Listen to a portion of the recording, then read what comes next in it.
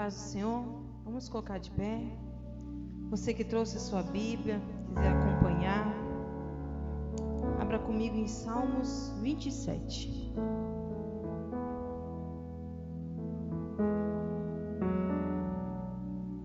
Aleluias.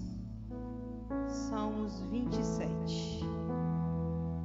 A palavra do Senhor diz assim: O Senhor é a minha luz e a minha salvação. A que temerei?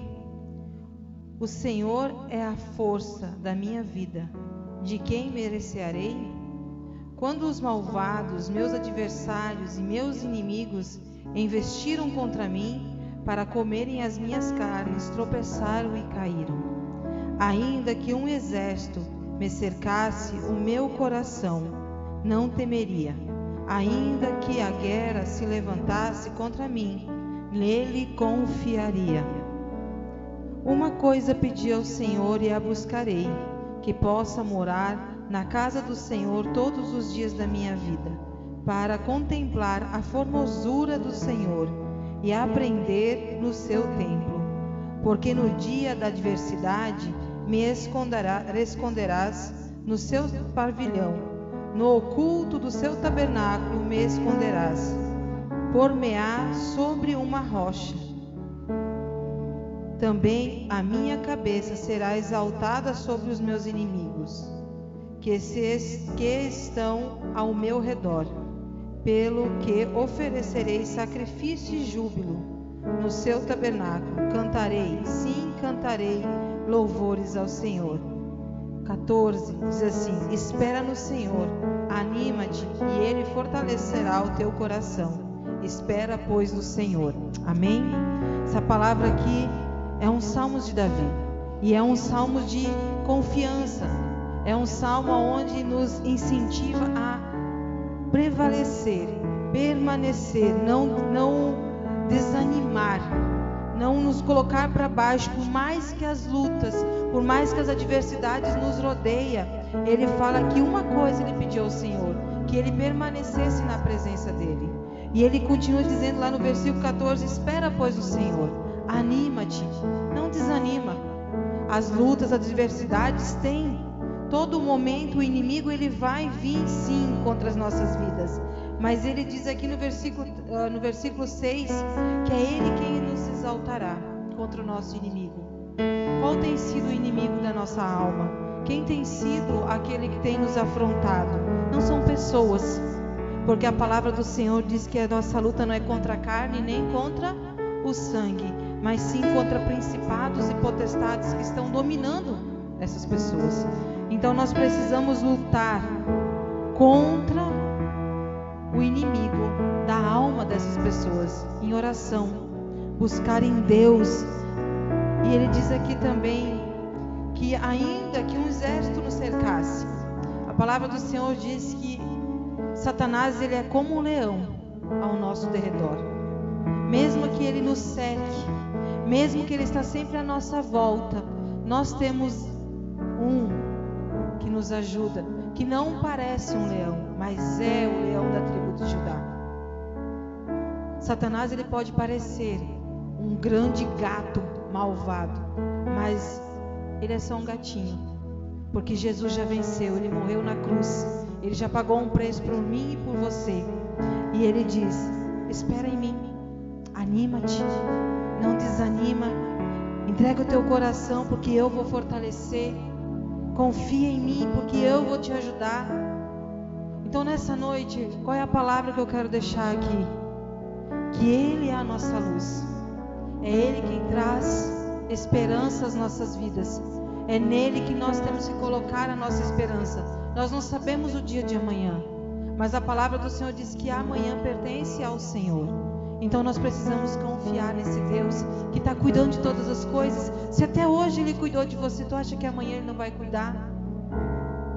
Ele vai cuidar e vai cuidar com muito amor, porque em João 3,16 diz que Deus amou o mundo de tal maneira que entregou o seu Filho. Ele tem um amor gigantesco por nós. E nós precisamos confiar nesse Deus, confiar que Ele pode fazer coisas grandiosas nas nossas vidas. mas nós precisamos colocar em prática a nossa confiança. Não é fácil. Salmos 37 fala, no versículo 5 diz assim: entrega teu caminho ao Senhor, confia nele, e o resto, ou tudo, Ele fará por você. O que Ele precisa fazer? O tudo Ele vai fazer. Nós precisamos do quê? Confiar, descansar, entregar o nosso coração. Não é dizer: Senhor, até aqui o Senhor pode agir na minha vida, daqui para cá eu cuido de mim. É dizer: Senhor, eu sei que os teus planos, os teus sonhos são muito maiores do que os meus, que os teus projetos sobre a minha vida é além daquilo que eu posso imaginar. Antes mesmo que as palavras venham à nossa boca, Ele já sabia o nosso pensamento. Então Ele nos conhece tão profundo que nem nós mesmos nos conhecemos, mas Ele nos conhece. Lá em Efésios 1, 3 e 4 fala que antes da fundação do mundo, toda sorte de bênçãos já foi liberada nas regiões celestiais sobre a minha vida e a sua.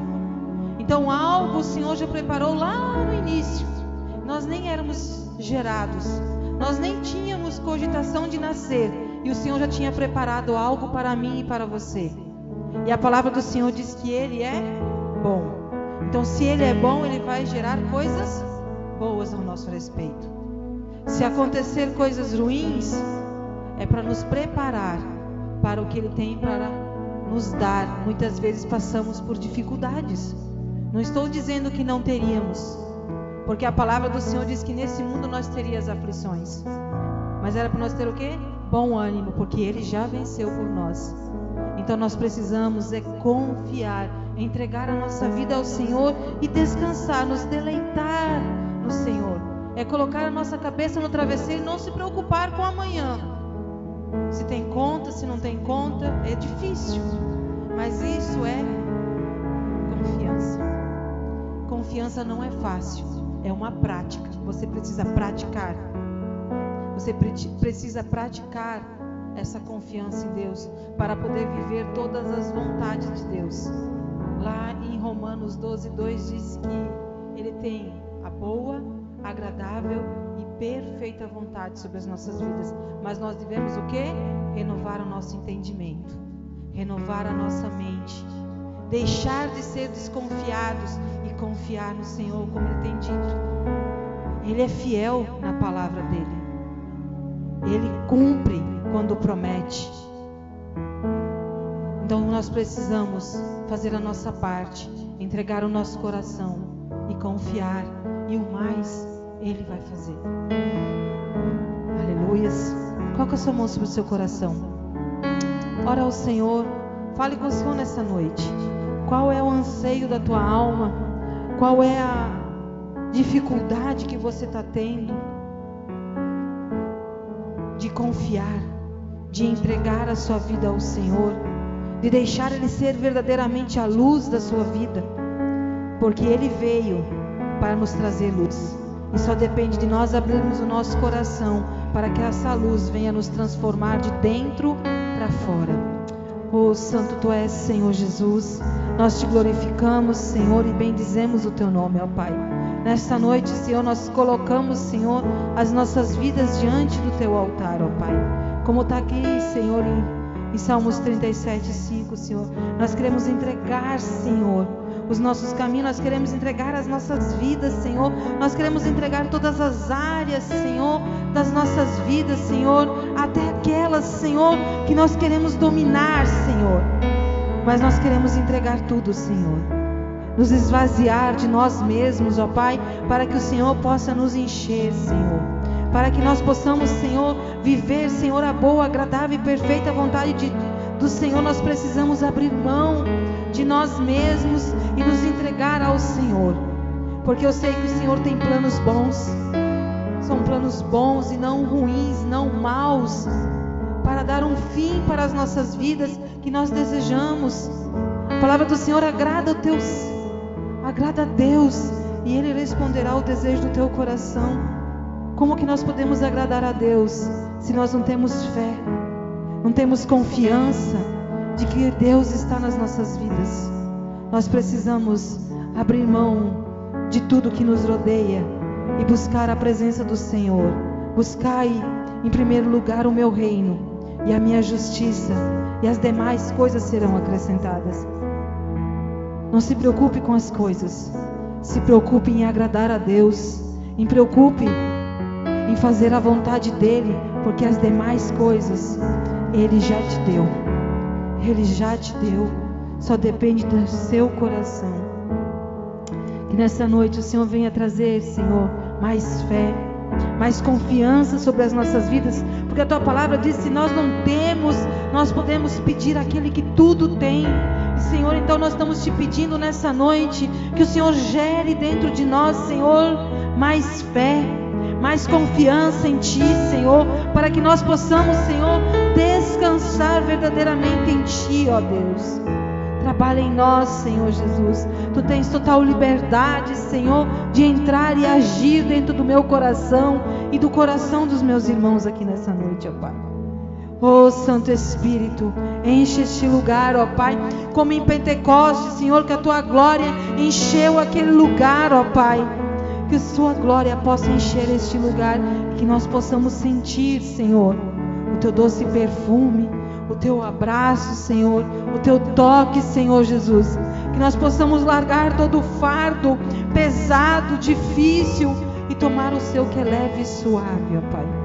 Que nessa noite, Senhor Jesus, nós possamos sair daqui diferente de como entramos, mas com certeza que o Senhor nos ouviu, com a certeza que o Senhor está conosco e não tem nos abandonado, ó Pai, porque a Tua palavra diz que o Senhor não abandona um filho. Fui jovem, hoje sou velho, mas nunca vi um justo mendigar o pão. Davi falava isso, e eu creio que o Senhor Jesus não deixará faltar nada. Tudo acontecerá no tempo determinado de Deus. E em Eclesiastes 3 fala que há tempo para todas as coisas. Eu não sei o que você veio buscar aqui nessa noite, mas há um tempo, e o tempo chegou. O tempo chegou, o tempo chegou. É agora que o Senhor quer derramar sobre a sua vida, mas só depende de você abrir seu coração e deixar Deus trabalhar, e você verá o agir de Deus, o mover de Deus sobre a sua vida nessa noite. Aleluias, glória a Deus. Glória a Deus. Paz do Senhor a todos, sejam bem-vindos, amém? Fala para o seu irmão assim: que bom te ver aqui nessa noite. Olha para a pessoa que está do seu lado, fala para ela: que bom te ver aqui nessa noite. Amém? Quem não está feliz em estar aqui? Aleluias. Não é o lugar, fala para o seu irmão, não é o lugar, mas sim o que Deus vai fazer aqui na tua vida, amém? Queridos, pega a sua Bíblia, vamos compartilhar a palavra de Deus, livro de João, capítulo de número 3. No capítulo 3 do livro de João há uma história fantástica que aconteceu na vida de um homem, uma experiência, uma realização de um sonho. Um homem chamado Nicodemos, que se preparou a sua vida inteira. Ele já não era mais um jovem, mas no auge da sua carreira ministerial como não só um sacerdote, mas um fariseu, um extremo conhecedor da lei, da Torá. Ele encontra com o Messias, Jesus, em uma reunião especial, e a Bíblia diz que Nicodemos veio ao encontro de Jesus à noite em secreto. Esse texto ele fala que Nicodemos procurou Jesus em particular, porque Nicodemos já era um seguidor, um discípulo de Jesus, mas ele andava escondido. Ainda ele precisava algumas coisas serem tratadas e trabalhadas na vida dele. E a história começa dizendo que quando ele se encontra com Jesus, ele reconhece que Jesus de fato é alguém muito importante enviado da parte de Deus. Ele mesmo que declara: ninguém faz estas coisas que você faz se não fosse enviado por Deus. Mas Jesus, ele vai no centro, no cerne, na raiz do problema de todo ser humano, que é o de reconhecer quem está diante de você, ou quem está dentro de você, ou quem está morando dentro de você. Nós sabemos que na nossa vida existem muitas vozes, e a palavra de Deus diz que uma só é a do Senhor. A voz mais fácil de você reconhecer é a sua própria, o seu eu, quando fala consigo mesmo. Quantas vezes talvez você parou na frente de um espelho e começou a falar consigo mesmo, ou parou sentado numa colina, olhando para o nascer do sol ou o pôr do sol, e começou a falar consigo mesmo, e de repente você não se deu por conta e começou até a falar com Deus. Não é assim? Nicodemos, como todo bom fariseu, existia assim de fato alguns fariseus naquela época em que Jesus estava sobre a terra, que de fato eles viviam algo genuíno. Embora eles estivessem dentro de um sistema, eles estavam vivendo algo genuíno. Ele se preparou uma vida inteira. O ministério de um homem na casa de Deus começava a partir dos 30 anos de idade. E quando Nicodemos tem um encontro com Jesus, ele já era um homem velho, perto do fim de sua carreira. Mas também ele não era só um reconhecido no templo como um homem sábio, mas ele era famoso em todo Israel como talvez um dos maiores conhecedores da palavra de Deus. Uma das funções que os fariseus tinham era de investigar supostos milagres, supostos profetas, supostas aparições de alguns messias, algumas pessoas que apareciam de tempo em tempo dizendo ser o enviado de Deus, aquele que haveria de redimir e restaurar a nação de Israel. E o contexto era que Israel, ela estava sendo subjugada pelo governo do Império Romano, ou seja, eles eram escravos.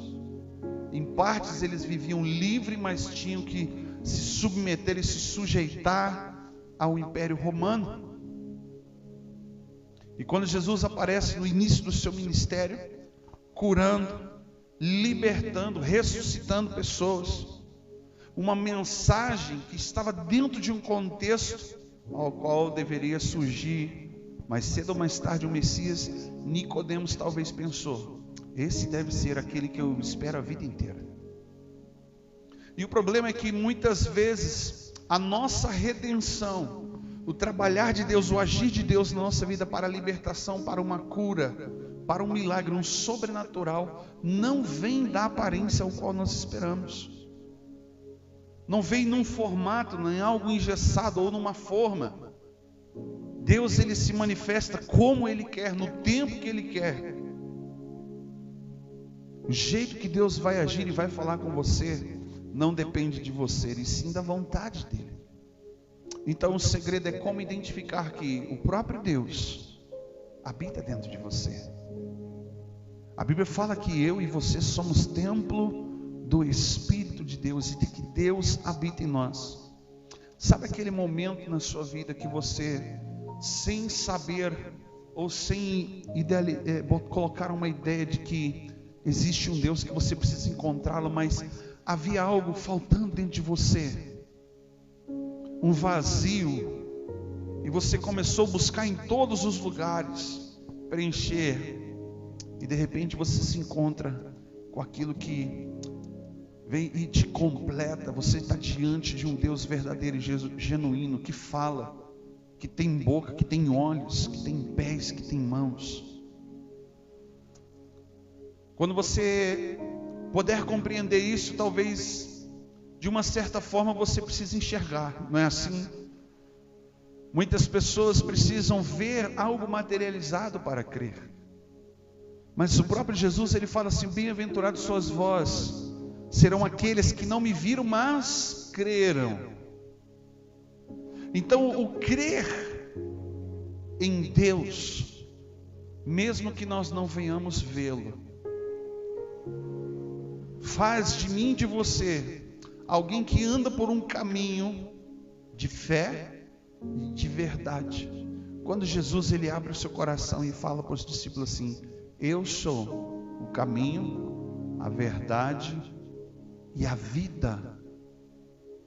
Ele está falando a maior prioridade de um homem e de uma mulher de Deus, principalmente dos judeus. Se tem duas coisas que um judeu ele prioriza na sua vida, primeiro, perdão dos seus pecados, redenção. Segundo, vida eterna. As outras coisas, elas são acrescentadas. Eles entendem que com o tempo Deus vai colocar e vai ser colocado na vida deles. E se nós, nos nossos dias, pensássemos também dessa maneira, talvez 80%, 90% dos seus problemas se resolveriam. De buscarmos ao Senhor para sermos redimidos dos nossos pecados, sermos perdoados, lavados, purificados e entrar na vida eterna. Toda vez que você vai ler no Novo Testamento Jesus falando da vida, Ele não está falando de uma vida aqui nessa terra, onde que se acorda cedo, trabalha o dia inteiro, se esforça para conquistar o seu pão. Mas Ele está falando de uma vida em abundância, uma vida onde que não tem dor, onde que não tem sofrimento. Ele está falando de uma vida junto com Ele. E esse processo de resgate, de entrarmos na eternidade de Deus, começou lá no Éden. Quando Adão comete o seu maior erro, de não obedecer, a primeira coisa que ele fez foi se esconder. Fala para o seu irmão assim: se esconder. Quando a gente comete erro, a primeira coisa que a gente faz a mesma coisa de Adão: se esconder. Existe uma síndrome chamada síndrome da Ema. Alguém já ouviu falar disso? A síndrome da Ema é como uma criança. A Ema sabe que quando ela está sentindo medo, ela está em perigo, sabe o que ela faz? Ela procura algum lugar onde ela enfia a cabeça dela e ela esconde o seu rosto, pensando que ela vai se livrar dos seus problemas, mas o corpo todinho está de fora. Assim como uma criança, quando é pequena, ela brinca de esconde-esconde. As crianças, quando é um pouquinho mais de um ano e meio, elas vão e correm de um lado para o outro. Elas não se escondem, elas param num canto e colocam a mão no rosto assim, ó. Aí você chega nela e fala assim: peguei, te encontrei. Dessa mesma maneira, Adão se escondeu de Deus quando ele errou, quando ele cometeu um erro. E quando Deus chega no jardim e pergunta: Adão, onde você está? Ele não pergunta o que você fez. Ele pergunta: Adão, onde você está? E Adão responde: me escondi porque tive medo, porque eu vi que eu estava nu. Adão nem atribuiu no primeiro momento o seu erro à sua esposa. Secundariamente ele diz: a esposa foi a mulher que me deu. Mas primeiro ele diz assim: eu vi que eu estava nu. E Deus não perguntou para ele: por que tu ouviu tua mulher? Deus fala para ele assim: quem te disse que você estava nu? Quando ali Adão come da árvore, do fruto da árvore do conhecimento do bem e do mal, ele experimentou aquilo que eu e você temos pela graça de Deus. Você sabia que no momento em que você levantou a sua mão, você sentiu algo aqui dentro, você falou assim: eu quero entregar a minha vida para o Senhor. Aí você, com seus lábios você confessa, com o seu coração você crê. A Bíblia diz que o Espírito Santo entrou em você. E a partir daquele momento você começa a experimentar aquilo que Adão experimentou. E a primeira coisa que a gente experimenta com o Espírito Santo, você sabe o que é? Confronto. Fala para o seu irmão, fala assim: você está sendo confrontado nessa noite? Você está sendo confrontado nessa noite. Ninguém gosta de ser confrontado. Hoje à tarde eu estive com um casal E eu comecei a conversar com ele sobre a sua vida profissional. E eu falei: pai, rapaz, por que você não faz isso? Nenhum lugar presta, nenhuma empresa presta. Por que então você não abre a sua? Ele, com medo. E a esposa começou a responder por ele, dizendo o quão covarde ele era. E ali ele começou a ser confrontado. E a única coisa que aquele rapaz fez foi ficar em silêncio, porque ele estava sendo confrontado. Quando nós cometemos erros, somos confrontados. Quando os nossos olhos são abertos, nós somos confrontados. Quando os nossos ouvidos são abertos pelo Espírito Santo, somos confrontados. Porque este é um dos principais atributos do Espírito Santo. É te convencer do pecado, do juízo e da justiça. O Espírito Santo, ele tem um poder de te influenciar. Fala comigo, influenciar. Ele não vai tomar uma decisão e uma escolha por você. Ele vai te apresentar a melhor opção. Mas quem precisa escolher é você. E tem coisas que o Espírito Santo tem movido dentro de você, em momentos, em dias em que você sabe o que deve fazer, mas não faz. Parece Paulo no capítulo 7 de Romanos dizendo: o que eu estou fazendo eu não sei, eu não entendo, porque o que eu quero fazer eu não consigo, mas aquilo que eu não quero fazer eu estou fazendo. Ele fala de uma luta constante entre o espírito e a carne, e ele, que é a alma, está no meio. Ele precisa fazer uma escolha: ou ele dá voz ao Espírito de Deus que ele fez habitar dentro dele, ou ele dá voz à carnalidade do pecado ao qual todos nós nascemos. E ele termina o texto dizendo assim: ó miserável homem que sou, quem me livrará da morte desse corpo? É ele mesmo quem diz que ele é o maior dos pecadores, confrontado de todas as formas nos seus erros. Fala assim para o seu irmão: o pecado tem uma recompensa. E a Bíblia diz lá em Gênesis que o salário do pecado é a morte. Mas, fala para o teu irmão, mas, esse mas é onde que eu quero entrar nesse tema que se chama graça. Mas o dom gratuito de Deus é a vida. O salário do pecado, a recompensa dos nossos erros é a morte. Mas o dom gratuito de Deus é a vida. E quando ele está falando de vida, não está se referindo a uma vida na terra somente, principalmente na eternidade. E esse dom gratuito de Deus, Jesus apresenta para Nicodemos e fala para Nicodemos: Nicodemos, ainda te falta uma coisa. Deus te trouxe aqui nessa noite para você ouvir isso mais uma vez, talvez, ou pela primeira vez. Ainda te falta uma coisa.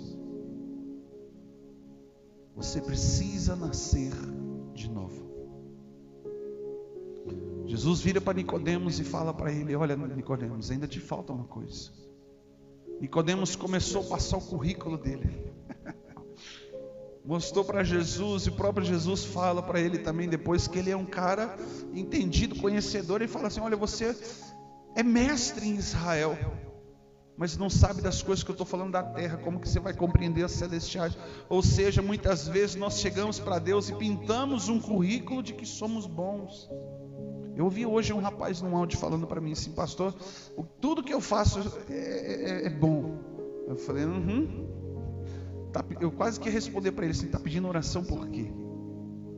Se o próprio Jesus, alguém chegou para ele e falou assim: olha, tu é bom, e ele falou assim: bom?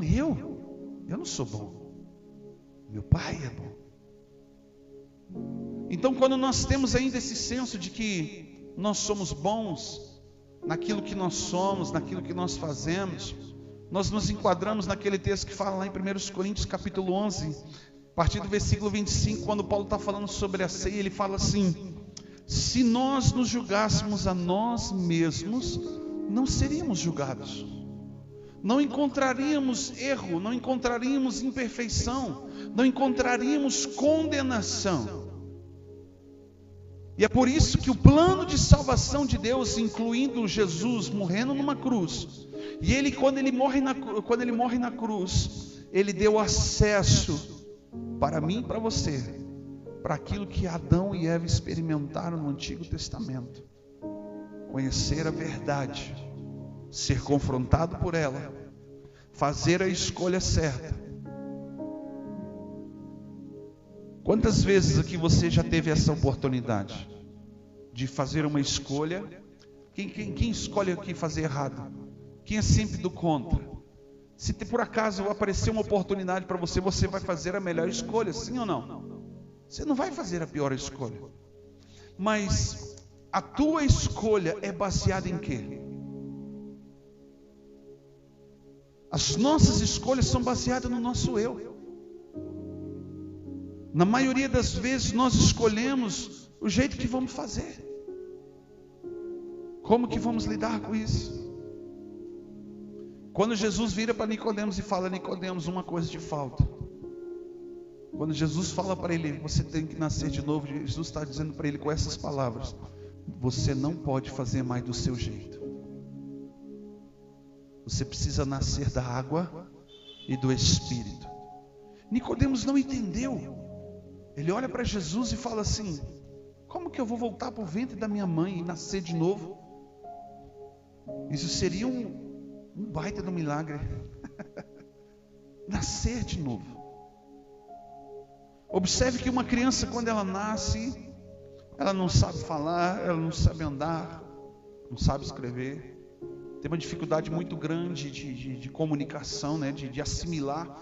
E a psicologia infantil, ela diz que a criança, ela aprende por assimilar as coisas. Como, por exemplo, você chega para ela e mostra para ela isso aqui, e você fala um copo ou água. A Lívia, quando era pequenininha, ela ficou muito tempo dizendo aba. Quero aba, mãe. Mas com o tempo ela aprendeu que ela queria água, por assimilar as coisas. Amém? Então, quando você consegue assimilar, significa que você começa a entender, a compreender como que as coisas funcionam. E como temos uma dificuldade de compreender, de entender as coisas mais simples de Deus. Mas Deus sabe de tudo isso.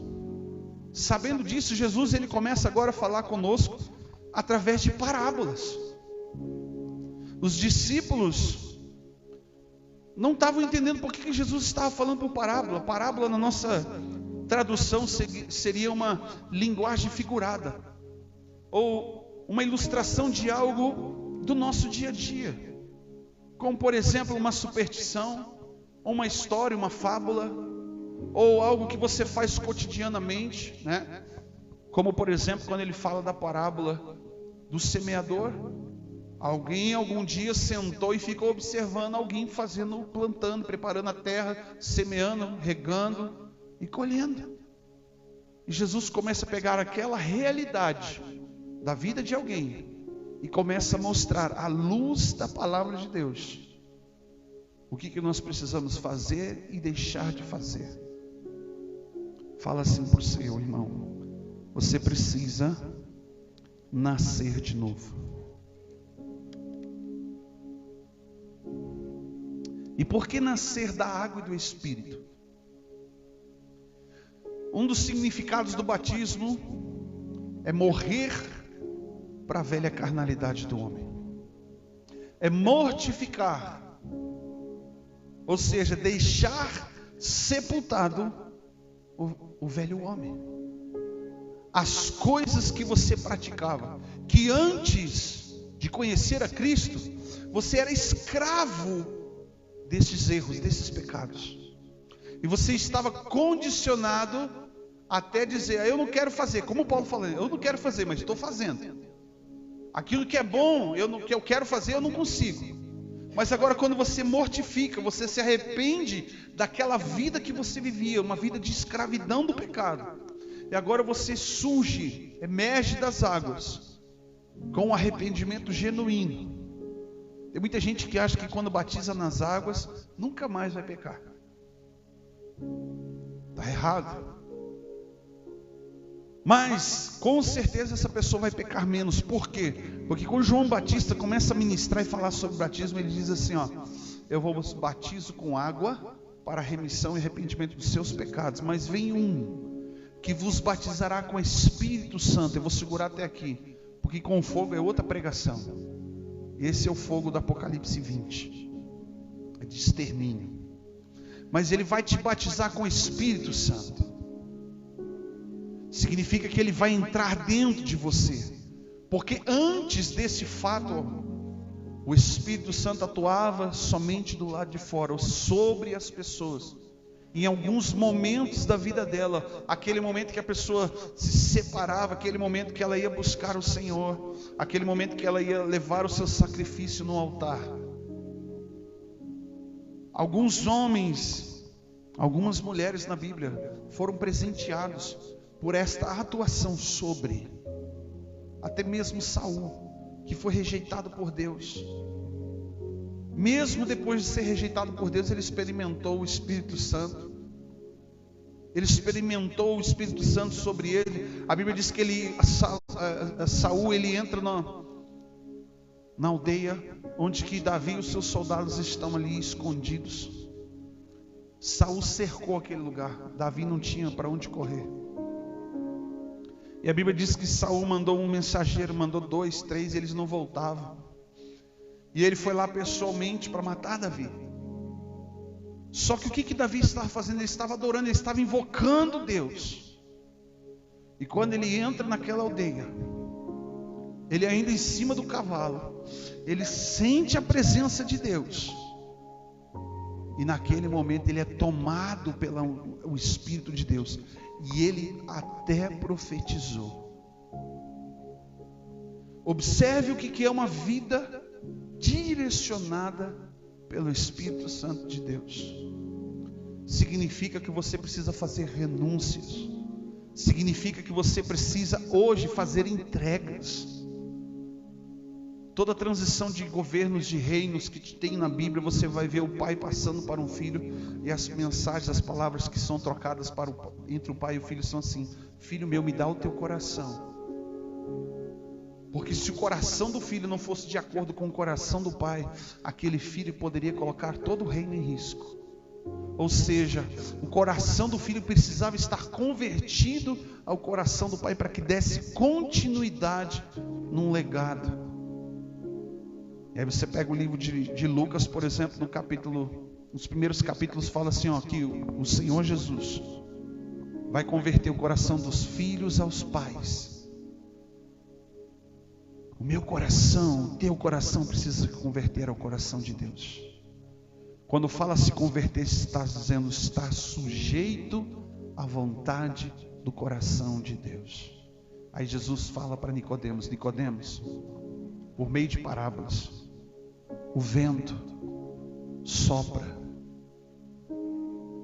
da onde ele quer.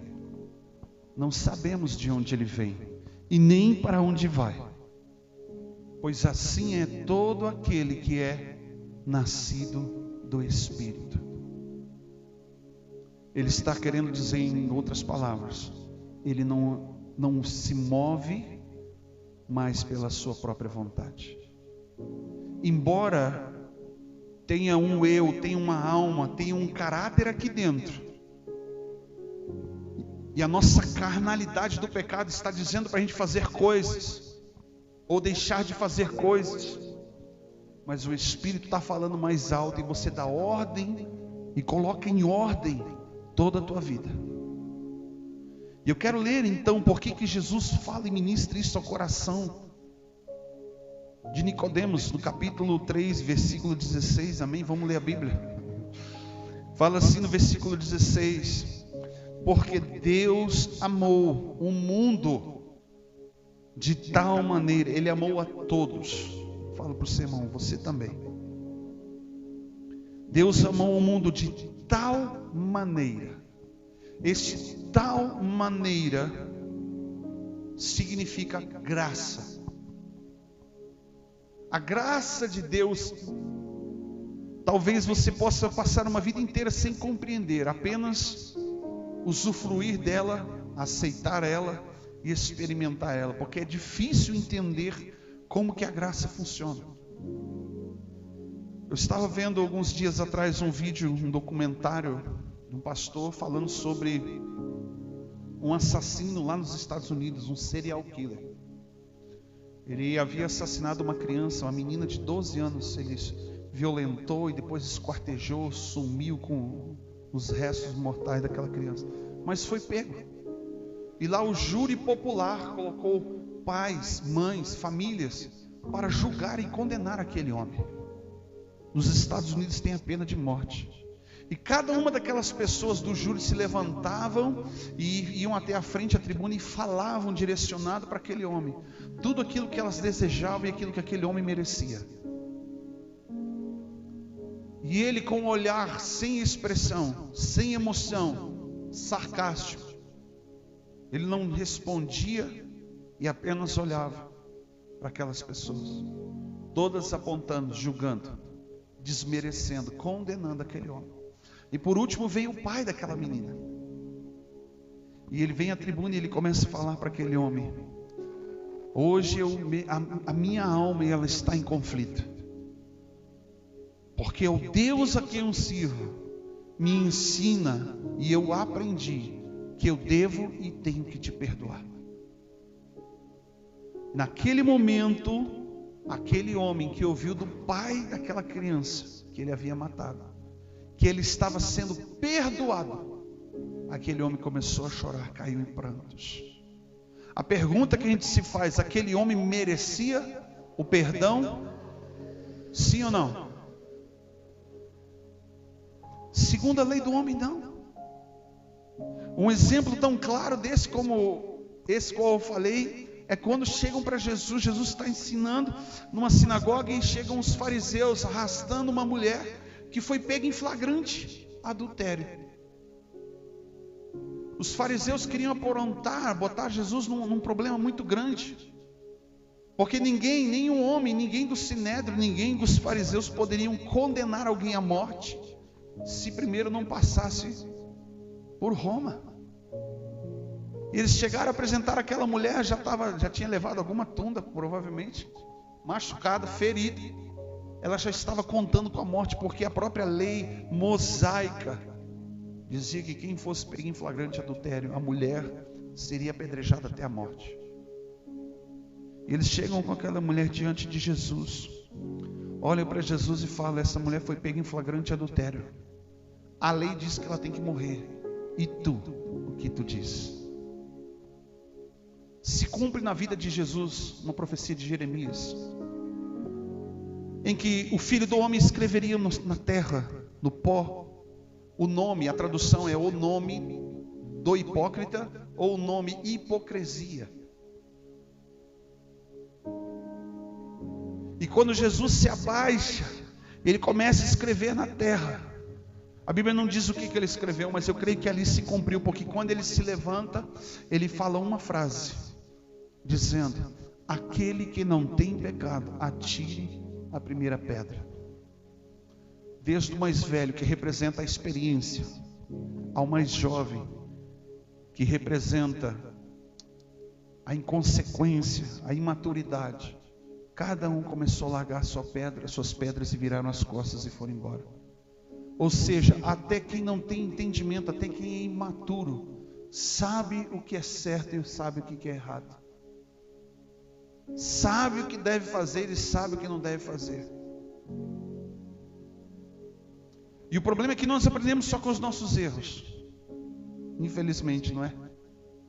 Só aprendemos com os nossos erros. Todo mundo foi embora, Jesus olha para aquela mulher e pergunta: onde estão os teus acusadores? Ali era o momento chave daquela mulher, se Jesus a condenaria ou não, pela lei mosaica. E se Jesus a condenasse pela lei mosaica, ele estava com um problema muito sério, porque Roma cairia para cima de Jesus, prenderia ele, sei lá, faria qualquer outra coisa. Aquela mulher olha para Jesus e diz: não vejo nenhum. E Jesus responde: se eles não te acusam, eu também não. Você observa que Jesus ali, ele não castiga aquela mulher, mas ele corrige, ele redireciona, ele fala para ela: vai e não peques mais. Toda vez que eu ouço isso, que eu leio isso na palavra de Deus, isso é confrontador, porque todos os dias, talvez, ou uma vez, duas, ou toda semana, você vai cometer um pecado. Amanhã, provavelmente, você vai cometer um erro. E o pior é que a maioria deles são conscientes. Não é verdade? Você vai pecar. Mas há uma diferença entre pecadores que não têm consciência, que não têm entendimento. Para aqueles que são pecadores arrependidos, é esses que Jesus vai atrás. Sabe que são pecadores, reconhecem as suas falhas e clamam pela graça e pela misericórdia de Deus. É por isso que Jesus falou assim: eu não vim para os sãos, eu vim para os que estão doentes, eu vim para as ovelhas perdidas de Israel, eu vim para aquele que precisa ser salvo, liberto, curado. E quando Jesus aqui demonstra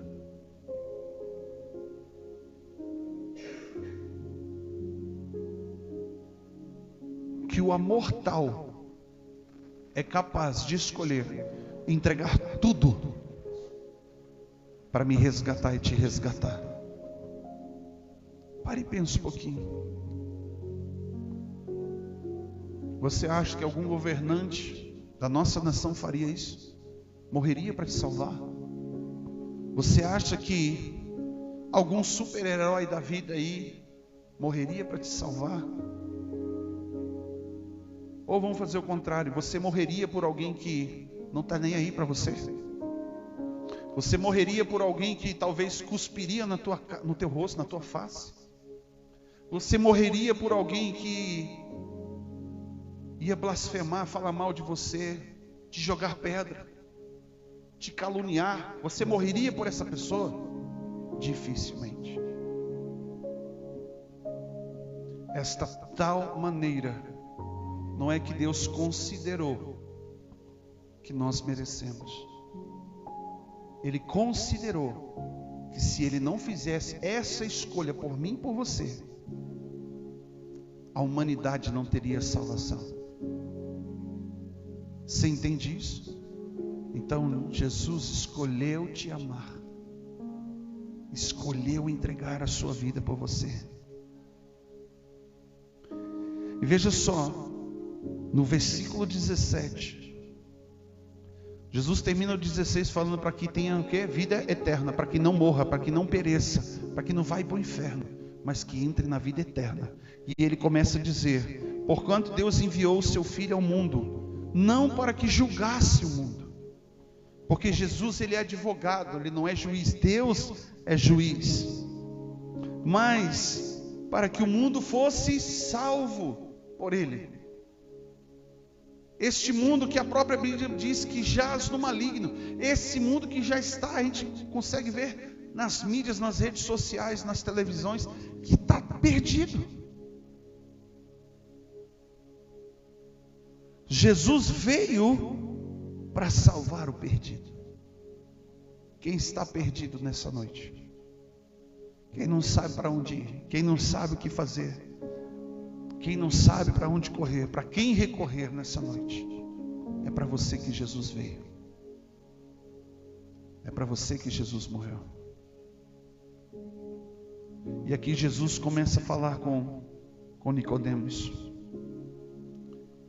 que quem nele não crê, a minha versão está escrito, é julgado. Ou em outras versões diz: quem nele não crê já está condenado. Já está condenado. Fala para o seu irmão assim: você não pode crer em partes. Ou você crê ou você não crê. Ou você exerce fé ou você não exerce fé. Ou você acredita e vive, ou você não acredita e morre. Ou você acredita e seja abençoado, ou você não acredita e continue amaldiçoado. Quem nele não crê já está condenado. e o que não crê, porquanto não crê no Filho, no unigênito de Deus. Versículo 19: e o julgamento é este, que a luz veio ao mundo, mas os homens amaram mais as trevas do que a luz. Por quê? As suas obras são más. Algumas versões dizem assim: porque as suas obras serão, ou reprovada. Aqui Jesus ele volta a bater na mesma tecla com Nicodemos. Quem não crê, não vem para a luz. Quem não acredita que este homem que veio e morreu por mim, morreu por você,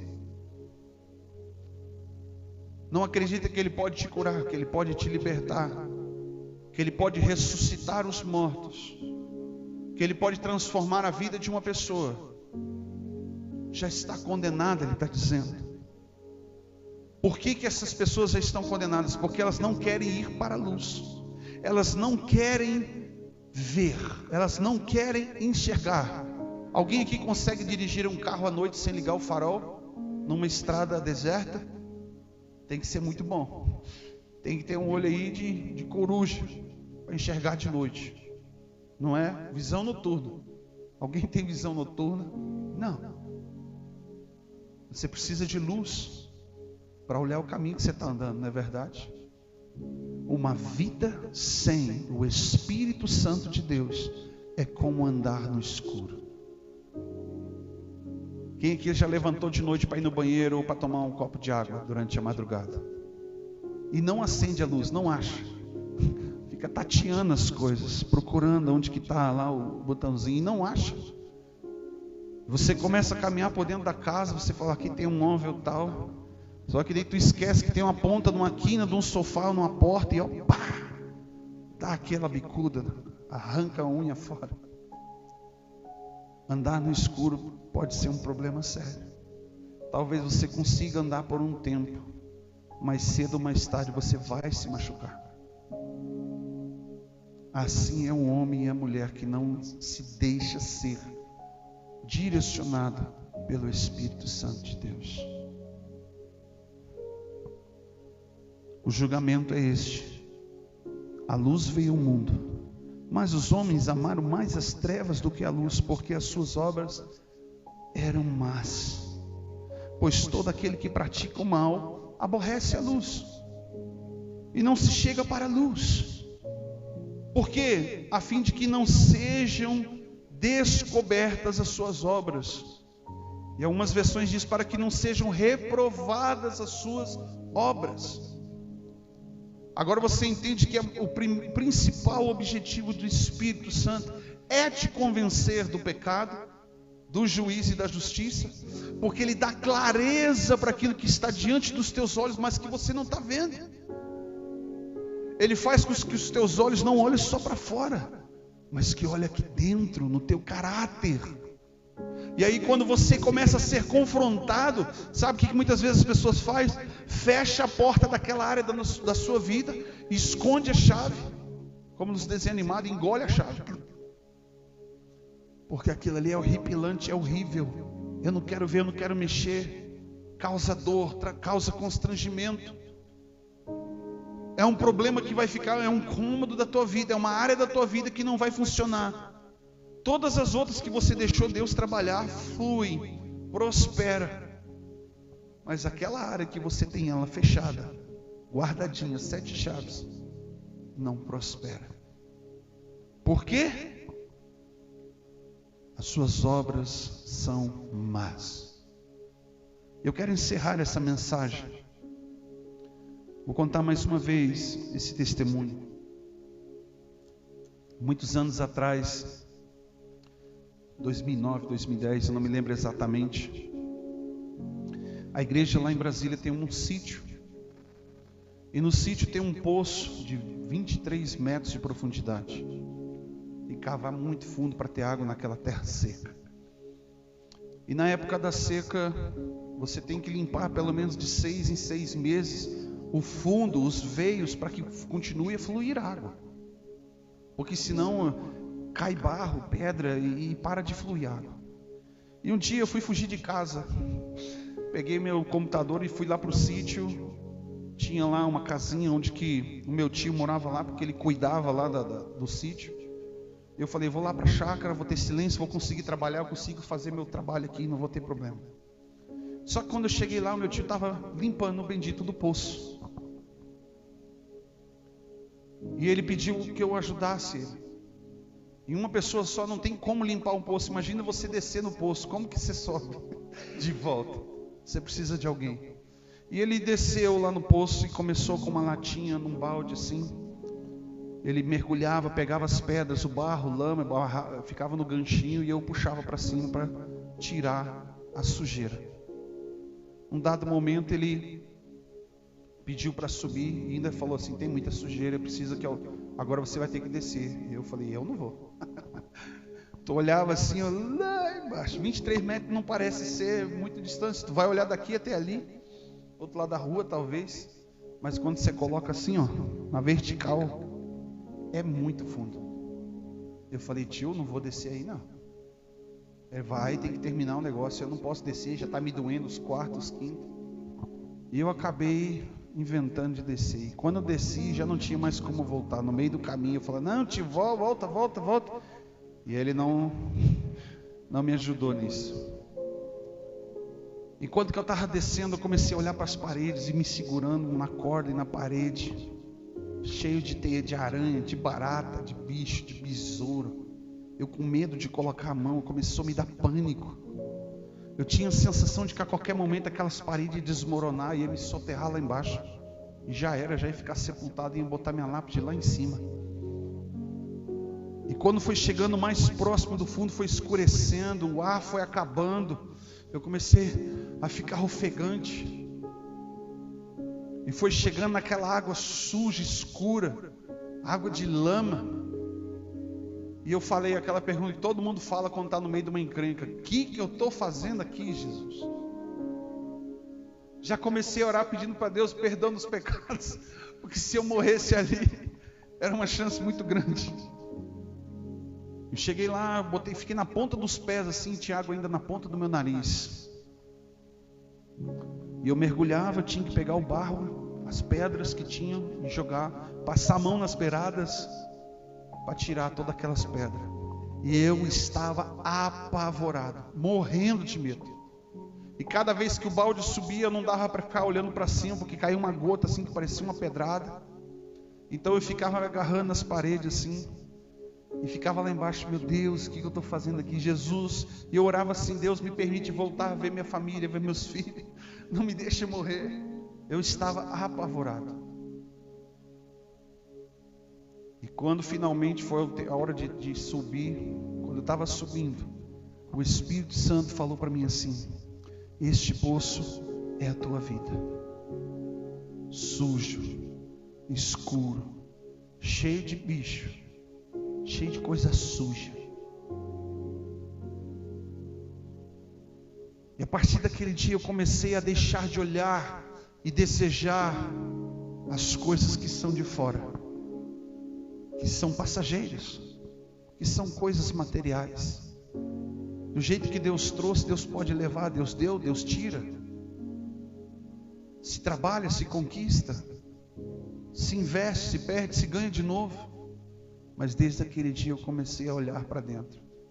E eu comecei a orar daquele momento então, uma oração que eu sempre faço: Deus, tira de mim tudo que é impuro, tudo que é sujo, tudo que impede o teu fluir na minha vida, tudo que me afasta da tua presença, arranca de mim. Porque tem coisas que a gente não consegue entregar, tem coisas que a gente não consegue abrir para Deus, tem coisas que a gente não consegue falar para o irmão, para a irmã, para o pastor, tem coisas que a gente não consegue falar para amigos, porque amigos está escasso, não é verdade? Amigos de verdade são raros. Você sabe por quê? Porque quando você encontra um amigo de verdade, você mesmo trata rapidinho de mandar ele embora. Sabe como? Quando você é confrontado com a verdade que aquele teu amigo está dizendo para você: olha, você é assim, assim, assim. Porque ele está te vendo. a gente não consegue analisar, ter um perfil, um panorama de quem somos, se alguém não vier e falar para você. Porque lá no Éden, quando o homem pecou, o Espírito morreu. Deixamos de ter comunhão com Deus. E agora passamos a ter vida espiritual morta. E passamos a ser conduzidos pela carnalidade do pecado. E o pecado deformou o nosso caráter. E quando Jesus vem, Ele vem para resgatar tudo isso. Muitas pessoas, Jesus olhou, chegou para elas e disseram assim: o que queres que eu te faça? Jesus sabia o que ela precisava, mas as pessoas precisavam entender que elas precisam falar, elas precisam mostrar as feridas, elas precisam abrir o seu coração, porque Deus, Ele não invade. O Apocalipse diz que Ele está na porta. Quem abre, Ele entra e ceia conosco. Ele transforma. Imagino que talvez Jesus, assim falando da luz para Nicodemos, um dia ele inspirado, fala uma parábola da candeia, que ninguém que acende uma lamparina coloca debaixo da cama, esconde. É a mesma coisa de você acender uma lanterna no escuro e colocar a mão na frente para que não ilumine o seu caminho. Do contrário, pega aquilo e coloca no lugar mais alto, para que todos que entram naquela casa vejam a luz, enxerguem por onde está andando e sejam iluminados. Você vai ver quem está sentado à tua esquerda, à tua direita, quem dorme com você, quem mora com você. Você vai ver coisas que precisam ser trabalhadas na sua vida, áreas na sua vida. E quem faz isso é o Espírito Santo. Agora,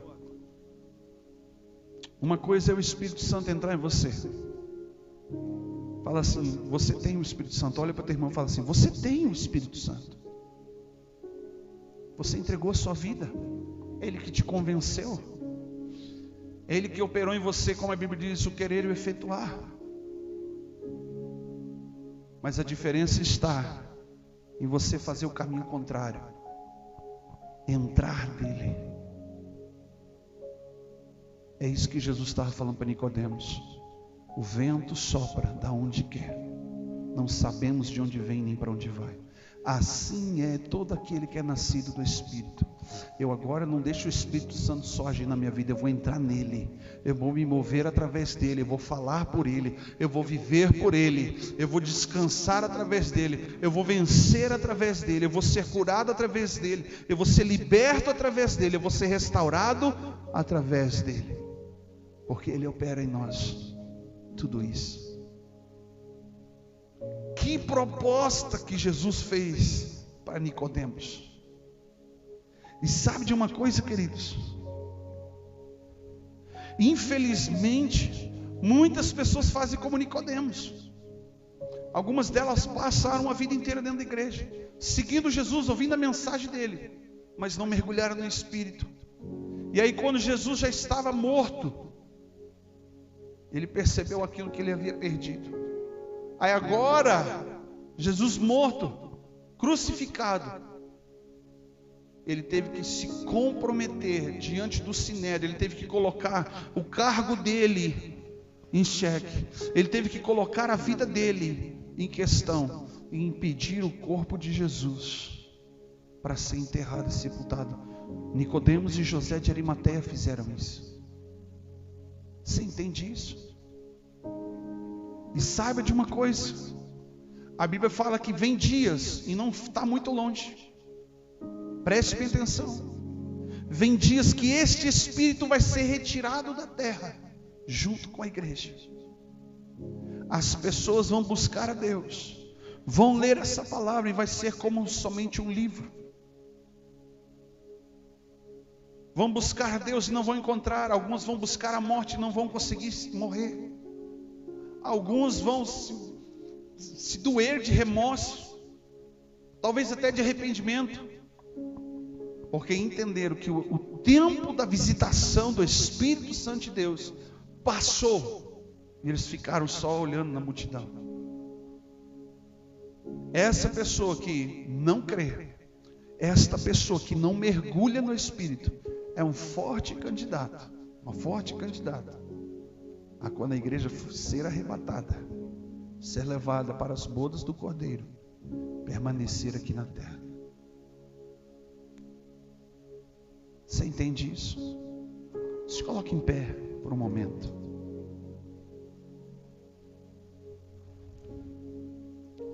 A proposta que eu tenho para você nessa noite é esta: pare de viver uma vida pela sua própria vontade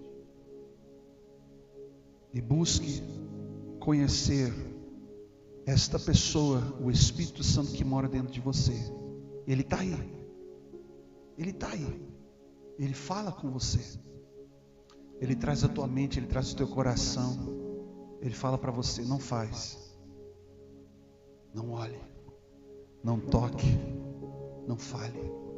É Ele que também diz assim para você: fale, faça, te levanta, sai do teu lugar. É Ele que opera em você o querer e o efetuar. E não somente ouvir. Fala para o seu irmão assim: ouvir e obedecer.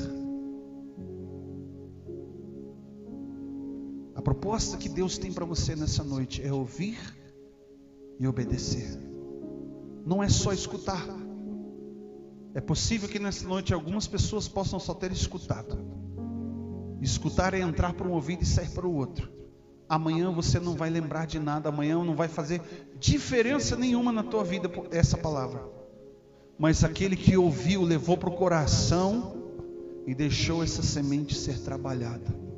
E com certeza, quem ouve e obedece vai frutificar. Amém. Feche os seus olhos. Nesse momento você tem uma oportunidade. Não importa o quão longe, não importa o pouco ou tanto de entendimento e sabedoria que você tem. Não importa quantos pecados você tem, não importa se você não tem nenhum pecado nessa noite. Mas ofereça para Deus, entregue tudo para Ele. Esta área da tua vida que você fechou as portas, trancou com 7 chaves e não quer nem tocar nesse assunto, entrega a chave para Ele. Abre a porta, entrega a chave para Ele. Fala para Deus assim: Deus, pode entrar.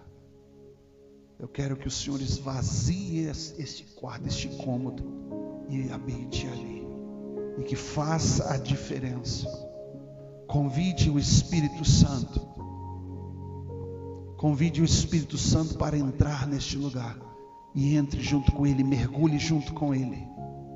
Tenha um relacionamento profundo e íntimo, a ponto de você chegar a um nível de maturidade, como Paulo chegou um dia e disse assim: eu posso todas as coisas, mas nem tudo me convém, nem tudo me edifica. Mas que seja convicto através do Espírito Santo ao ponto de dizer: eu não vou mais me deixar ser dominado por nenhuma destas coisas. Ao ponto de chegar a entregar a sua vida, e como Paulo disse: olha, já não sou eu mais quem vivo, mas Cristo vive em mim. Eu acredito que Paulo não se arrependeu de ter entregado a sua vida de fato para Deus.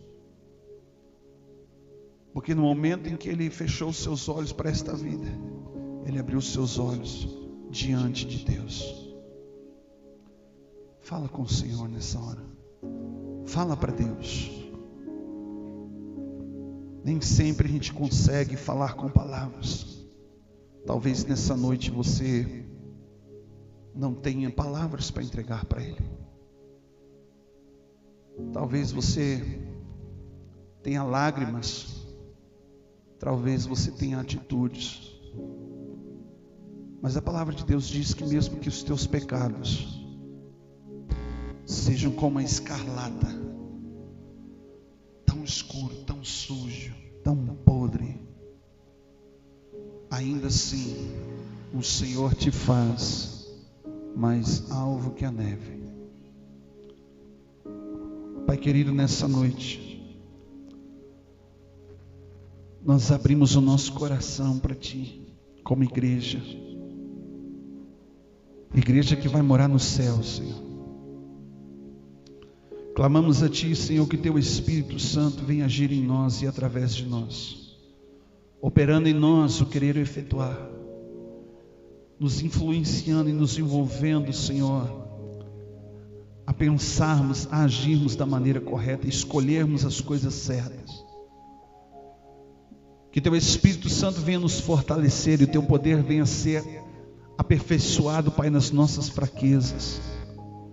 Que as nossas fraquezas, os nossos erros não sejam mais muleta, não sejam mais desculpa para não entregarmos tudo. Mas nos ajuda, Senhor, que esta oportunidade que o Senhor está nos dando nessa noite seja, meu Deus, meu Pai,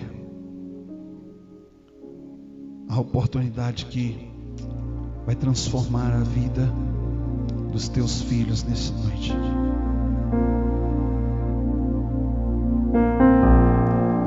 Uma chance igual a esta, talvez eu não tenha mais.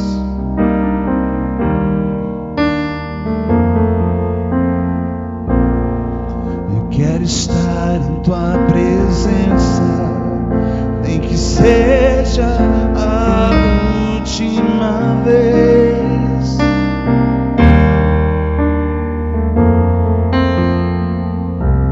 Se tiver que gritar, eu gritarei. Se tiver que chorar, eu chorarei. Se tiver que humilhar meu espírito, assim eu farei. Me dá mais uma chance. Quero nascer do Teu Espírito. Eu quero marcar minha carne, fazer Tua vontade, doce Espírito. Que a minha vida seja Tua vida, Jesus.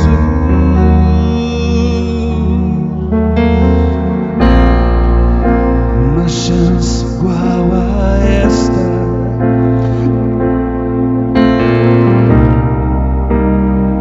talvez você não tenha, meu irmão.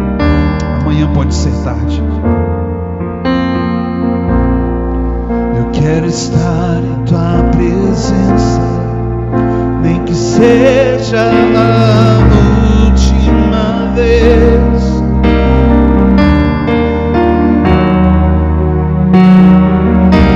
Se tiver que gritar, eu gritarei. Se tiver que chorar, eu chorarei. Mas reage, igreja. Se tiver que humilhar Teu Espírito, assim farei. Me dá mais uma chance. Quero nascer do Teu Espírito. Quero matar minha carne, fazer Tua vontade, doce Espírito. Que a minha vida seja Tua vida. Que a minha vida seja Tua vida, Jesus.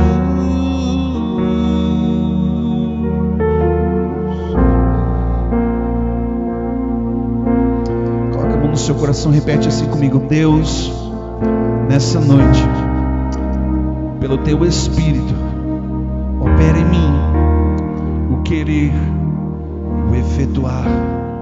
Tira de mim tudo que não é santo, tudo que é impuro, Tudo que impede o teu fluir na minha vida, arranca em nome de Jesus.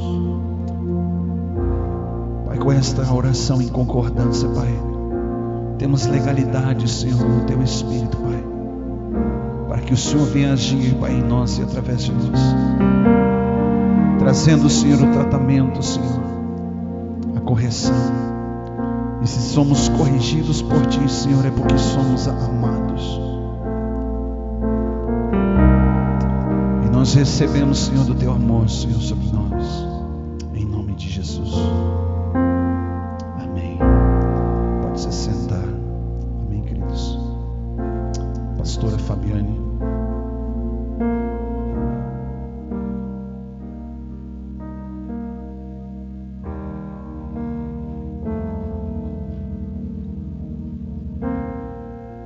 Glória a Deus. Como é difícil reconhecer o que nós precisamos mudar, né? Mas Deus sempre nos dá uma chance.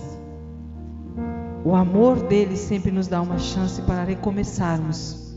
Como o pastor diz, muitas vezes perdemos aos nossos olhos, mas aos olhos de Deus, Ele está aí nos dando grandes vitórias lá na frente. Uma vez eu tive uma perda muito grande no meu trabalho, aonde eu tirei férias e quando eu voltei faltava 12 mil reais no caixa, que eu era administradora. E aí o meu chefe disse: você vai ter que pagar. Aí eu falei: não é justo. Por que eu vou pagar se eu estou de férias? Eu nem estava na empresa.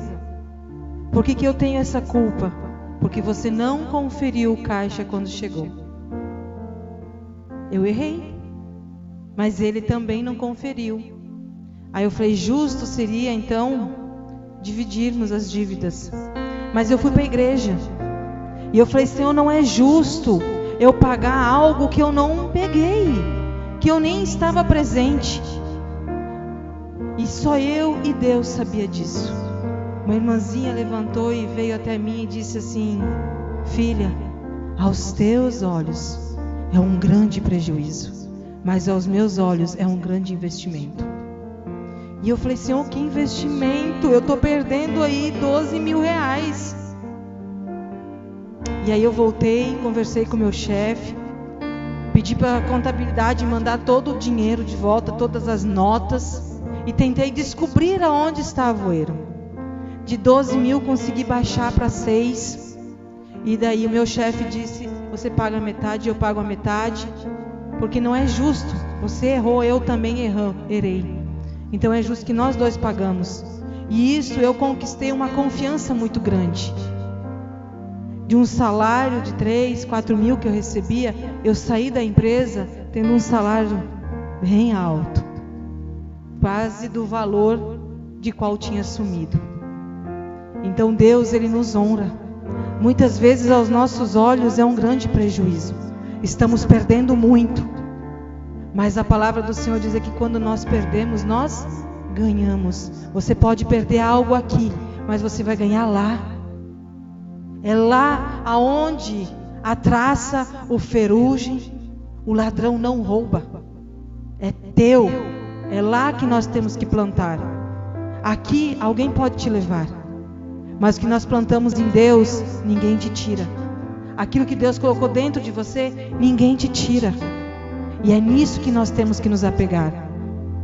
É nisso que nós temos que nos apegar, em Deus. Ele é o Deus que tudo faz nas nossas vidas. Então não olhe para as coisas, olhe para Ele, porque Ele vai fazer. Amém?